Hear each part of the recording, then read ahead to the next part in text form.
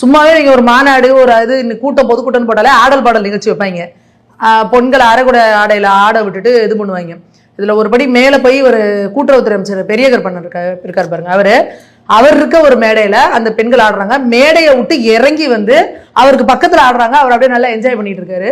இது என்ன மாதிரியான ஒரு இதை நீங்க வந்து மக்களுக்கு கிரியேட் பண்றீங்க? ஒரு நாகரிகம்னா என்னன்னே தெரியாத ஒரு அருவருப்பான ஒரு அரசியலை பண்ணிக்கிட்டு கேட்டா நாங்க தான் பெண்ணுரிமை போராளிகள், பெண்ணுரிமை காவலர்கள், பெரியார் மட்டும் இல்லைனா அப்படிங்கிறீங்க.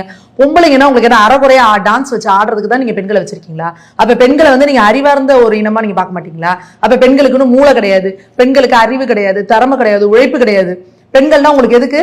அறகுறை டான்ஸ் போட்டு ஆட்டம் போடுறதுக்கு. ஆட்டம் போட்டா நீங்க வந்து அந்த கூட்டம் இருக்கவங்க உட்கார வச்சுப்பா, அதை பார்த்து நீங்க நல்லா குஜாலா இது பண்றதுக்கு. உங்க வீட்டு பொண்ணுங்களை அந்த மாதிரி ஆட விடுவீங்களா? அப்ப இல்லாதப்பட்டவங்க காசுல அவங்களுக்கு அந்த காசை கொடுத்து அவங்க அந்த இது பண்றவங்கள நீங்க இப்படி ஏறி ஆட விடுறீங்கன்னா அப்ப நீங்க என்னத்தை என்கரேஜ் பண்றீங்க? அப்ப உங்க தொண்டர்கள் எல்லாம் எப்படி பொண்ணுங்களை பார்ப்பான்?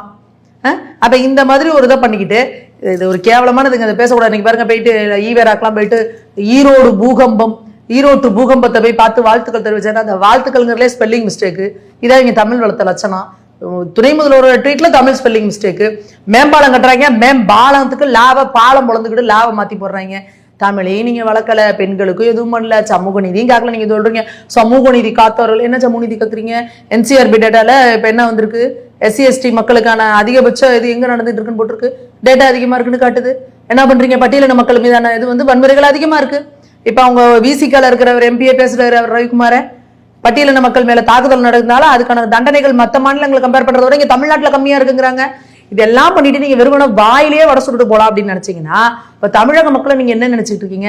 தமிழக மக்களுக்கு என்ன பார்வை இல்ல, அரசியல் தெரியாது, தமிழக மக்கள் எல்லாம் எதுவும் பண்ண மாட்டாங்க, பார்க்க மாட்டாங்க, சும்மா ஒரு வீடியோ போட்டு மக்களை ஏமாத்திரலாம், போட்டோஷூட் பண்ணி மக்களை ஏமாத்திரலாம் நீங்க நினைச்சீங்கன்னா அதுக்கான படத்தை மக்கள் 2026 கொடுப்பாங்க. அதுல எந்த சந்தேகம் கிடையாது.